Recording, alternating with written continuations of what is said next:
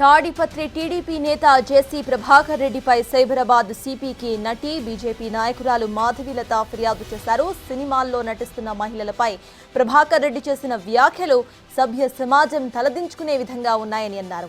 ఆయనపై కఠిన చర్యలు తీసుకోవాలని సిపిని కోరారు ఆవిడ. ఇప్పటికే మా అసోసియేషన్లోనూ జేసీపై మాధవీలత ఫిర్యాదు చేశారు.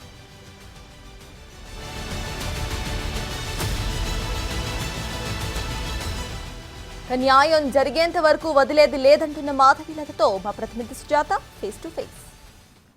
ప్రభాకర్ రెడ్డి చేసినటువంటి వ్యాఖ్యల మీద ప్రస్తుతం సైబరాబాద్ సిపికి కంప్లైంట్ ఇచ్చారు మాధవీలత. చెప్పండి, అసలుకి ఈరోజు సిపి గారిని కలిసాక ఏమని కంప్లైంట్ చేశారు?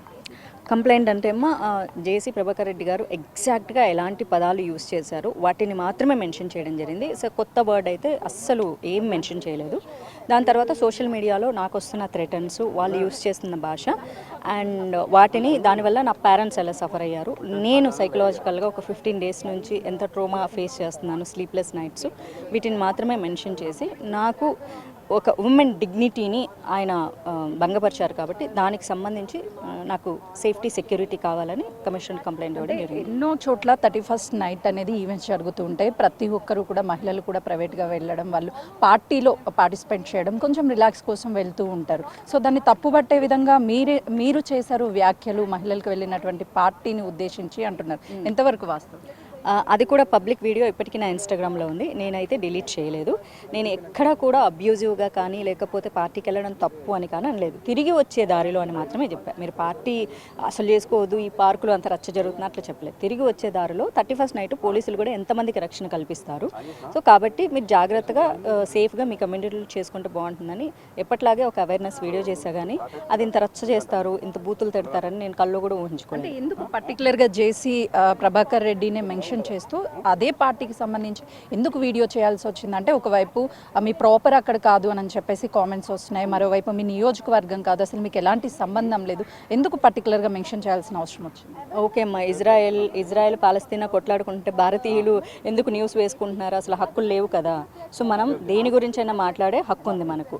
At the same time being an Indian, నేను ఏ ప్రాంతం గురించైనా మాట్లాడగలను. నాకు 100% రైట్స్ ఉన్నాయి. కాదనే రైట్స్ ఎవరికి లేవు. అసలు మా ఊరు గురించి ఎందుకు మాట్లాడుతా అంటే I'm Indian citizen, I talk.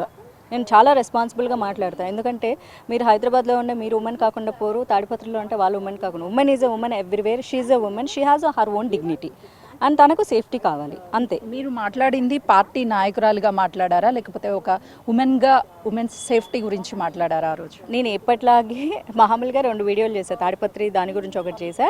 రెగ్యులర్గా కూడా 31st నైట్ తాగి తందనాలు ఆడొద్దు అమ్మాయిలు, మీరు మీ లైఫ్, మీ మానం ప్రాణం మీరే సెక్యూరిటీ, పోలీసులను నిందించొద్దని కూడా ఇంకో వీడియో కూడా చేయడం జరిగింది.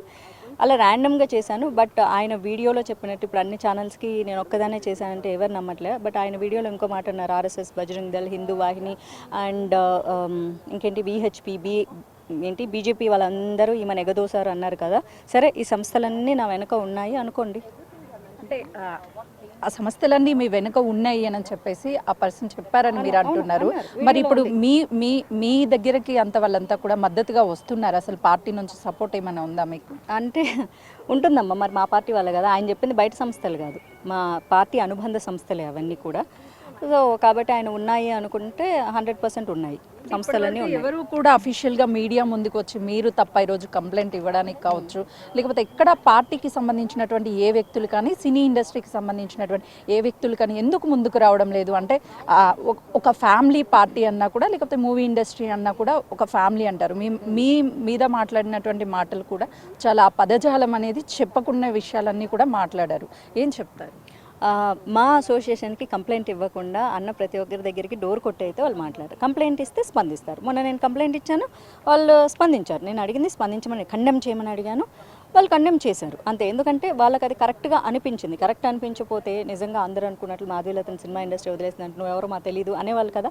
అలా అనకుండా ఖచ్చితంగా వాళ్ళు కండెమ్ చేశారు అంటే సినిమా అమ్మాయిలను అనకూడదనే బాధ్యత తీసుకున్నారు కాబట్టి వాళ్ళ నోటీస్ తీసుకెళ్ళడం వల్ల స్పందించారు.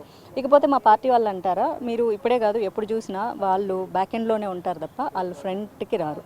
Front you fight, we will be there for you అని చెప్తారు. ఇప్పుడు మీ కరెక్ట్గా మీకు ఇచ్చేటప్పుడు కూడా ఒక ఫోన్ వచ్చింది, అది మీరు అనుకున్న మా వివిధ క్షేత్రాల నుంచే ఫోన్ వచ్చింది, అయిందా పని అని.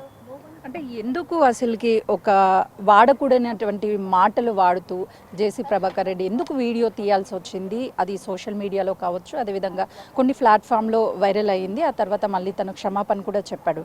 అంటే అసలు మీ ఇద్దరి మధ్య ఏదైనా సరే రాజకీయంగా ఏదైనా ఉండడం కానీ లేదు అని అంటే ఆ ఊరికి సంబంధించి మీరు గతంలో షూట్ కూడా తీశారు, అక్కడ ఏయో కొన్ని వివాదాలు కూడా ఏర్పడ్డాయి అంటున్నారు, వాస్తవమేనా? షూటింగ్ జరిగింది 2017లో అమ్మ. అప్పుడు నేను ఏ పార్టీలో కూడా లేను. నేను 2018లో బీజేపీలో జాయిన్ అయ్యాను.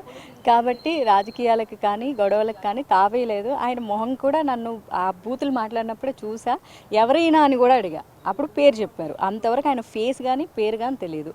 అండ్ నేను ఇంత ధైర్యంగా కంప్లైంట్ ఇవ్వడానికి వచ్చినప్పుడు అవును గొడవలు ఉన్నాయని ఖచ్చితంగా చెప్తాను నేను. అందులో అసలు నాకు భయమే లేదు. అవునమ్మా ఇంతకుముందు గొడవలు జరిగినాయి, ఆయన పర్మిషన్ అలాంటిది ఏమీ జరగలేదు. It's highly impossible. I'm Brave enough to speak. ఓకేనా? అటు క్షమాపణ కూడా చెప్పడము, సరే నా పెద్ద వయసు నాకు తెలియకుండా ఏదో ఫ్లోలో అనేసాను అని చెప్తున్నారు. అవన్నీ వెనక్కి తీసుకుంటా అంటున్నారు. మీరు కంప్లైంట్స్ అన్ని కూడా వెనక్కి తీసుకోవడానికి సిద్ధంగా ఉన్నారా? లేదమ్మా, నేనైతే వెనక్కి తీసుకునే ఉద్దేశమే ఉంటే అది నేను అసలు క్షమాపణ కూడా ఎక్స్పెక్ట్ చేయలేదు, టు బీ ఆనెస్ట్లీ. అది మా పార్టీ వాళ్ళు తీసుకెళ్ళడం, చంద్రబాబు నాయుడు గారి దృష్టికి తీసుకెళ్ళడం జరిగింది వెరీ నెక్స్ట్ డే. ఆ తర్వాత వితిన్ 2 డేస్లో మేబీ అందుకే క్షమాపణ చెప్పింటారు, బికాస్ అలయన్స్ పార్టీలో ఉండడం వల్ల. సో బీజేపీ నా వెనక లేదు అంటే దట్స్ అబ్జల్యూట్లీ రాంగ్. వెనకే ఉన్నారు వాళ్ళు యాక్చువల్లీ చెప్పాలి అంటే. అందుకే క్షమాపణ చెప్పారు. కానీ బట్ ఆ క్షమాపణ చెప్పిన విధానం ఫస్ట్ ఆఫ్ ఆల్ నేను ఎక్స్పెక్ట్ చేయలేదు. చెప్పిన విధానం కూడా వాళ్ళు ఏదో మళ్ళీ బతుకుదేర కోసం చేస్తూ ఉంటారు అని అనకూడదని మళ్ళీ సేమ్ థింగ్ని ఆయన కన్ఫైన్ చేశారు కదా.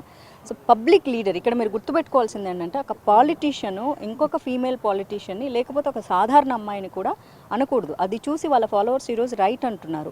ఆ రైట్ అనే రైట్ ఎవరికీ లేదు. అది ఉండకూడదు అన్న దానికోసం మాత్రమే నా కోసం నేను ఫైట్ చేస్తున్నాను. అంటే ఇప్పుడు అతను ఒక పార్టీకి సంబంధించినటువంటి వ్యక్తి కూడా కాబట్టి ఆ పార్టీ ఏదైనా సరే చర్యలు తీసుకోవాలని మీరు ఏమైనా ఎక్స్పెక్ట్ చేస్తున్నారా? ఫైనల్లీ మీరు సార్తో మాట్లాడినప్పుడు సిపి గారు ఏం చెప్పారు మీకు? దీన్ని మళ్ళీ ఎఫ్ఐఆర్ చేయమని చెప్పారు. బ్యాక్ సైడ్ మన సైబర్ ఏసీపీ గారికి చెప్పి కంప్లైంట్ ఫైల్ చేసిన తర్వాత then will look after this అని చెప్పారు. సో పాసిబుల్ జస్టిస్ చేయడానికి డెఫినెట్గా ట్రై చేస్తామని కూడా చెప్పారు. అది సిపి గారు చెప్పారు. పార్టీ నుంచి సపోర్ట్ 100% ఉందమ్మా. అండ్ చర్యలు అంటే చంద్రబాబు నాయుడు గారు, పవన్ కళ్యాణ్ గారు, అనిత గారు రీసెంట్గానే మంత్ బ్యాక్ మీరు చూసుకుంటే అన్ని ఛానల్స్లో వచ్చింది, మీ ఛానల్లో కూడా వచ్చింది. ఆడపిల్ల మీద ఎవరైనా అబ్యూజివ్ కామెంట్స్ చేస్తే మా పార్టీ వాళ్ళైనా పక్క పార్టీ వాళ్ళైనా సాధారణ అమ్మాయి మీదైనా వాళ్ళని వదిలిపెట్టే సమస్య లేదు, సరైన చర్యలు తీసుకుంటాము అని నొక్కి ఒక్కానించి చెప్పిన కారణంగా ఆ చెప్పింది చెప్పినట్లు చెయ్యాలని కోరుకుంటున్నాను. ఓకే, చూసినాం కదా, ప్రస్తుతం అయితే మాత్రము ఎఫ్ఐఆర్ని కూడా నమోదు చేయాలి అని చెప్పేసి ఆ కంప్లైంట్ ఇవ్వగానే అటు సిపి కూడా రెస్పాండ్ అయ్యారని చెప్తున్నారు. ఖచ్చితంగా పార్టీలో ఎవరైనా సరే సాధారణ మహిళ అయినా కావచ్చు, అదేవిధంగా అపొలిటికల్ నుంచి వచ్చినటువంటి మహిళ మీద అయినా సరే అసభ్యకరంగా ఎవరైనా సరే వ్యాఖ్యించినా సరే, అదేవిధంగా వాళ్ళని దూషించే ప్రయత్నం చేసినా ఖచ్చితంగా కూడా వాళ్ళ మీద పార్టీ చర్యలు తీసుకోవాలి అంటూ మాధవిలత చెప్తున్నారు. కెమెరామెన్ శ్రీకాంత్తో సుజాత, సైబరాబాద్.